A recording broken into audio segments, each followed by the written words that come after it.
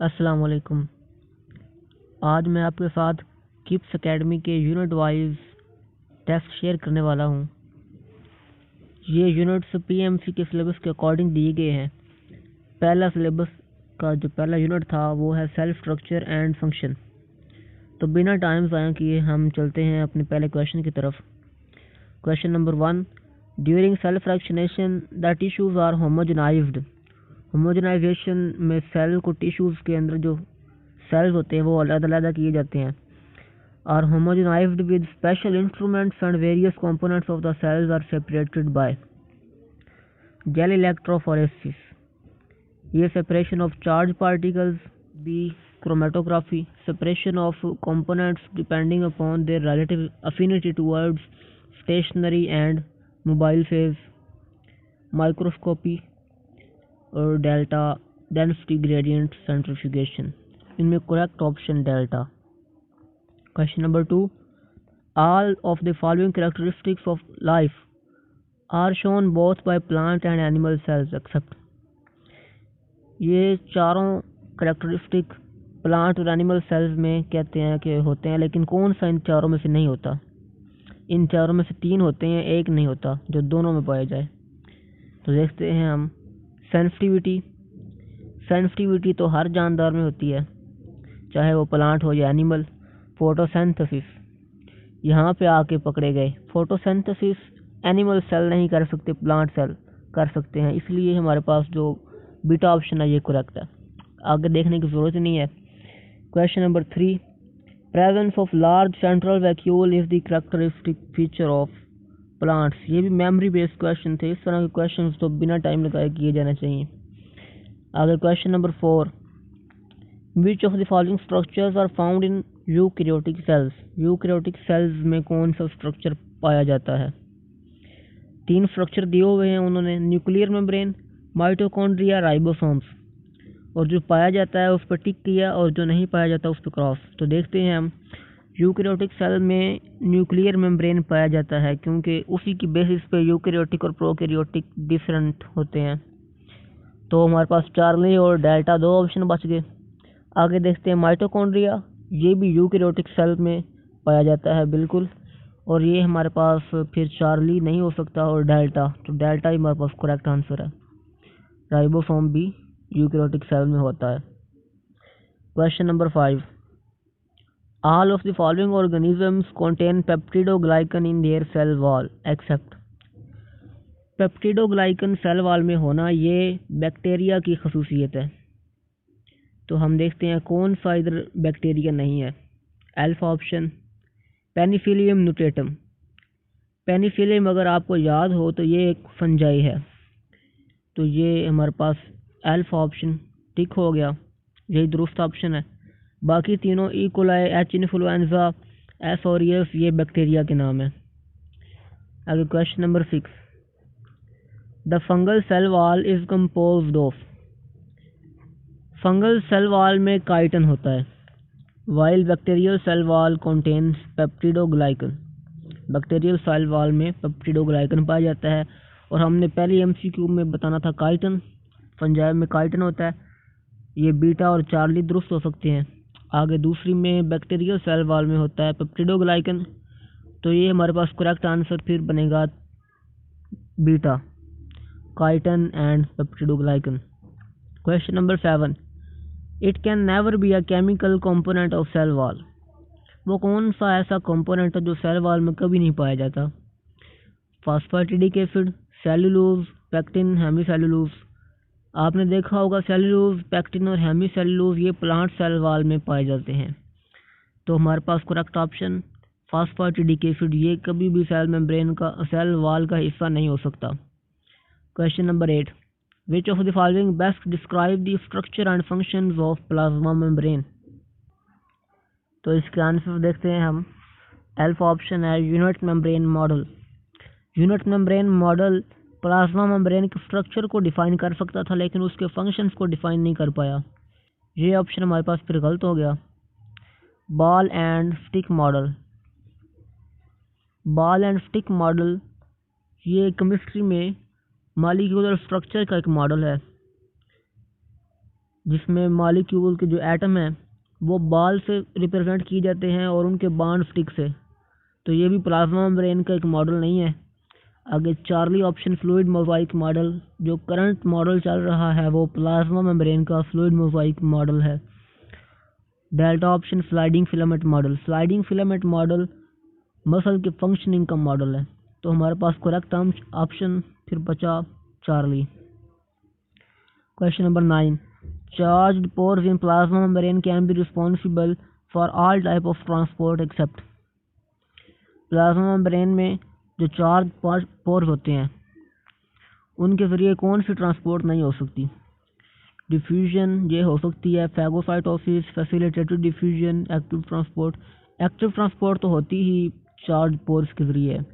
Facilitated diffusion ये भी pressure के जरिए होती है, प्रेशर फिल्ट्रेशन है।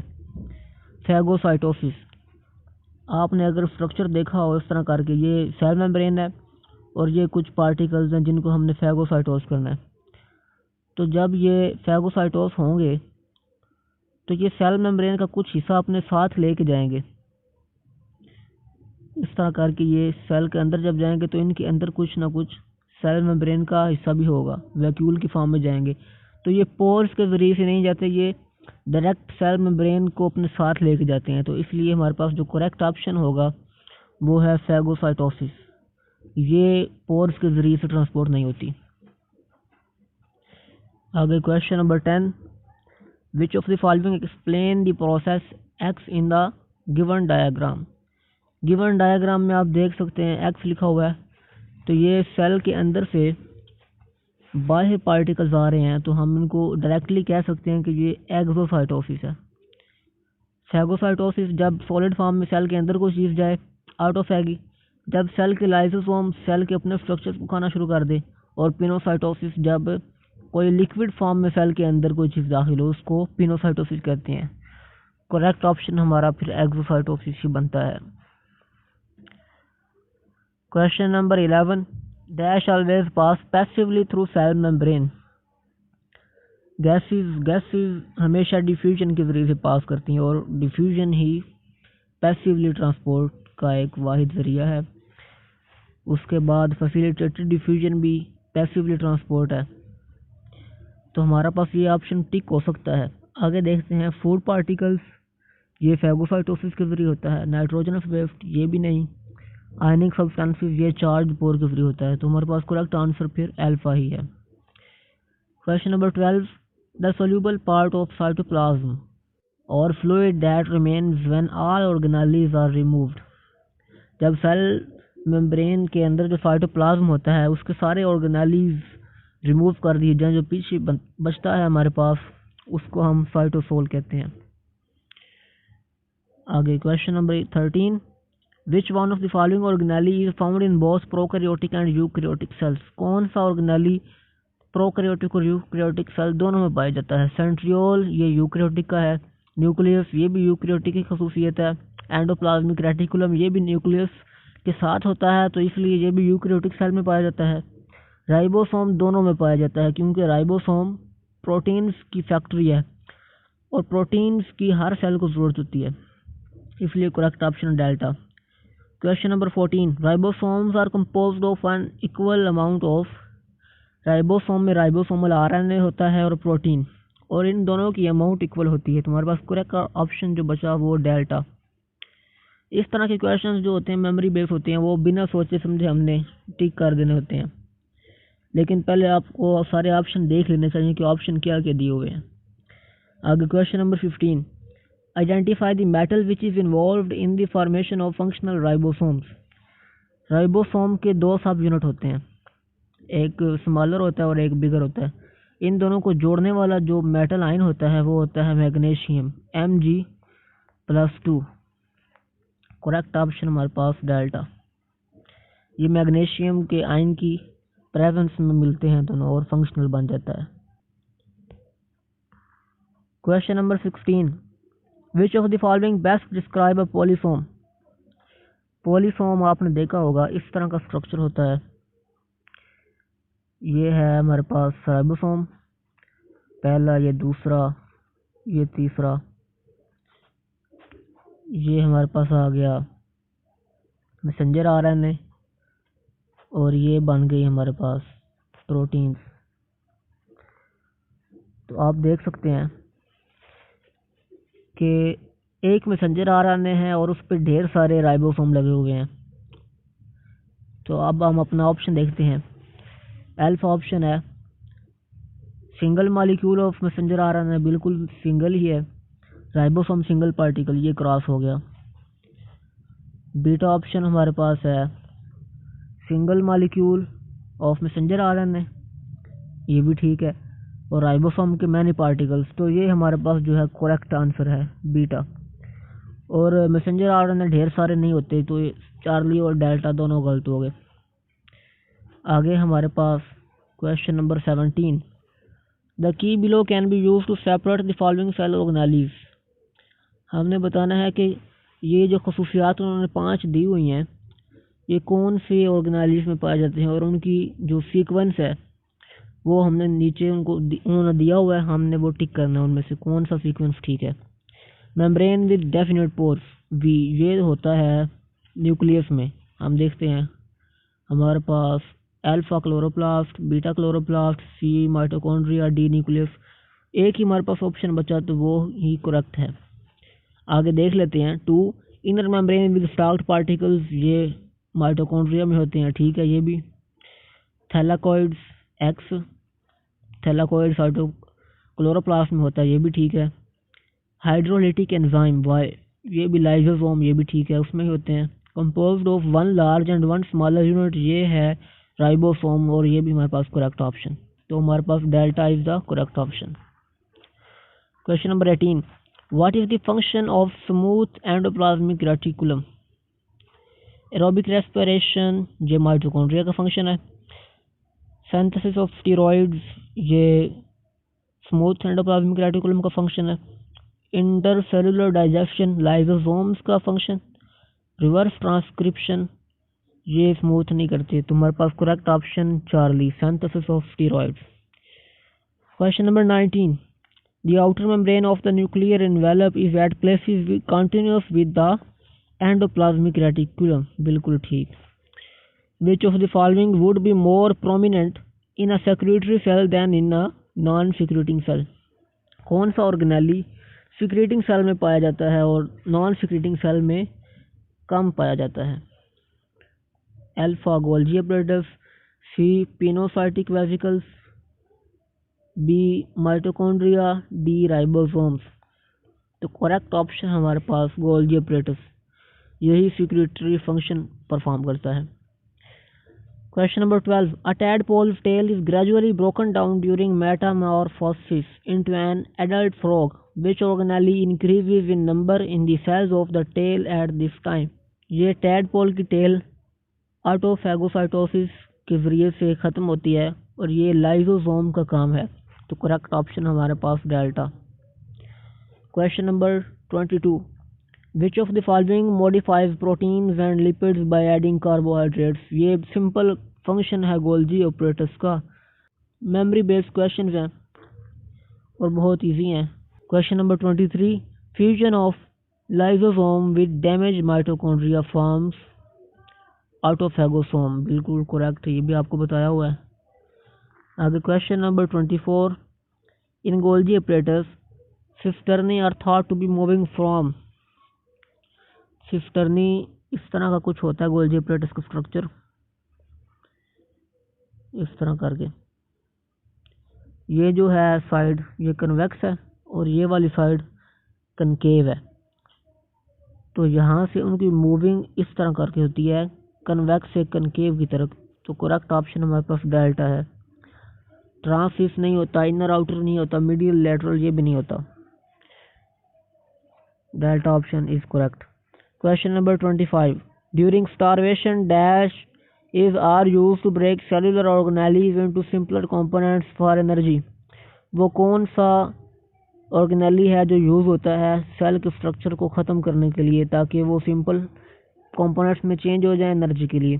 तो वो ऑटोफैगोसोमी के जरिए होता है और वो लाइसोसोम ही परफॉर्म करता है। Question number 26। Which of the following is a genetic defect causing accumulation of polysaccharides in cells.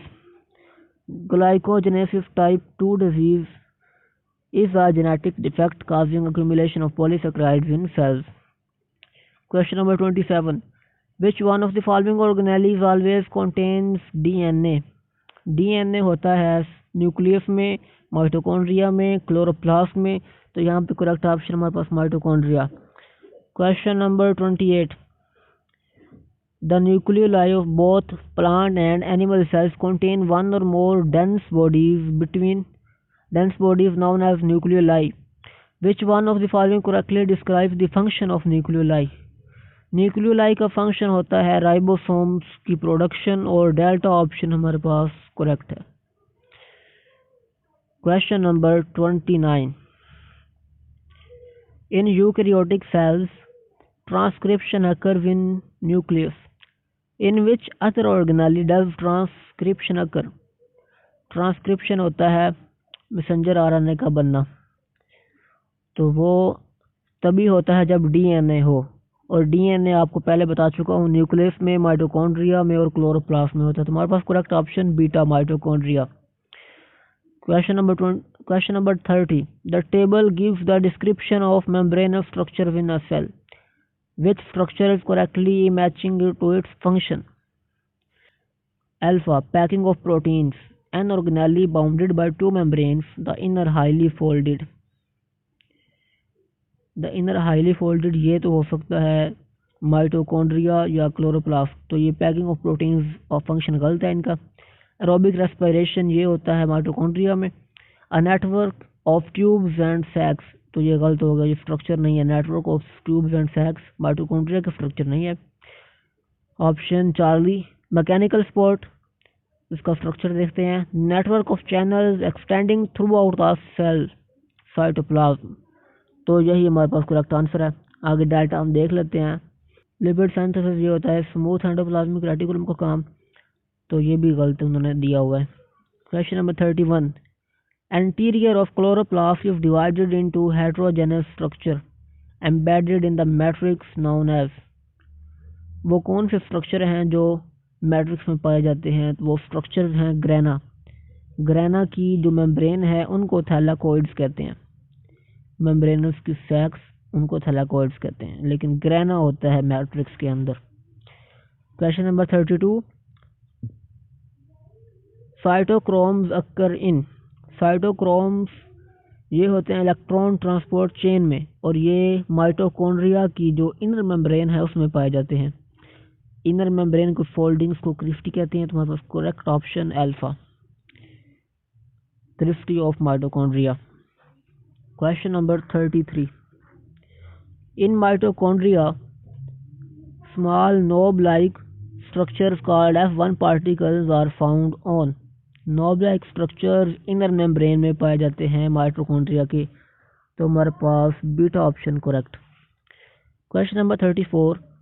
All of the following reactions occur in mitochondria except fatty acid metabolism, Krebs cycle और aerobic respiration, ये mitochondria के function है। Glycolysis ये cytoplasm में होता है।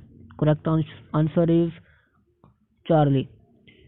Question number 35. Activities of all the organelles are entirely under the control of nucleus except.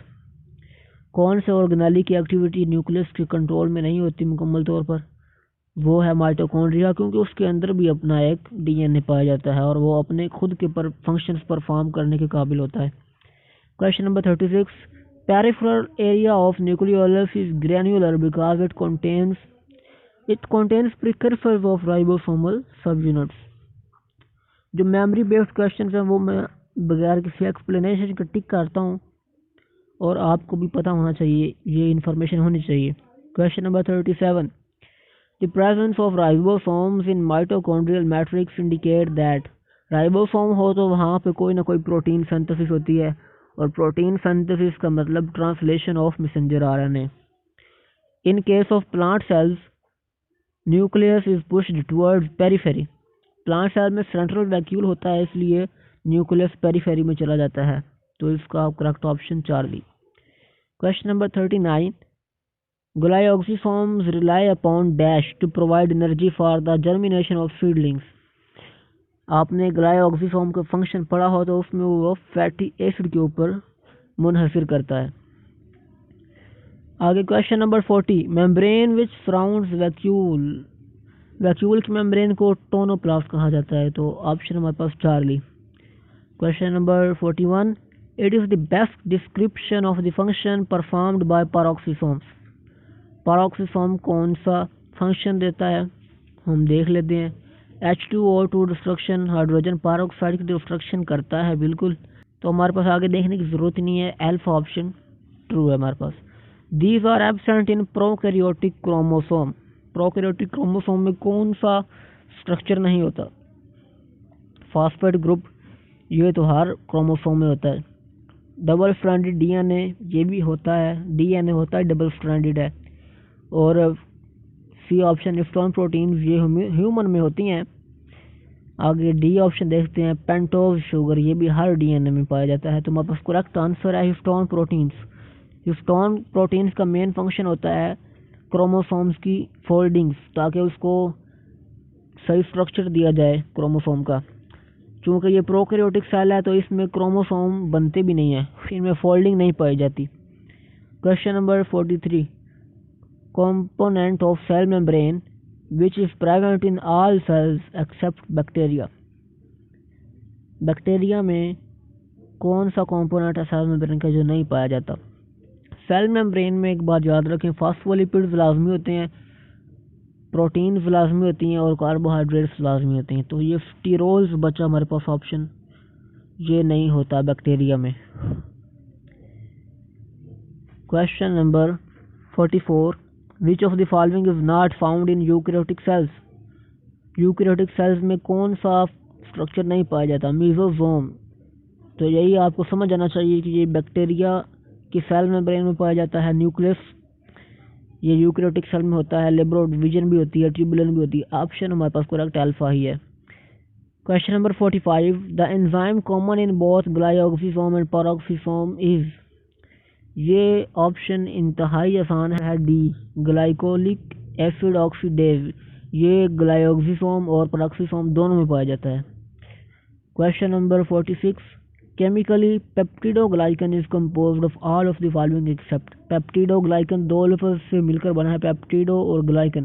पेप्टिडो means proteins और glycan mean carbohydrates. Carbohydrates होते हैं पॉलीसेकेराइड्स, ये ऑप्शन अल्फा भी ठीक है, बीटा ग्लाइकन ये भी ठीक है, सी शॉर्ट अमाइनो एसिड चेन्स ये भी ठीक है, और डी प्रोटीन्स।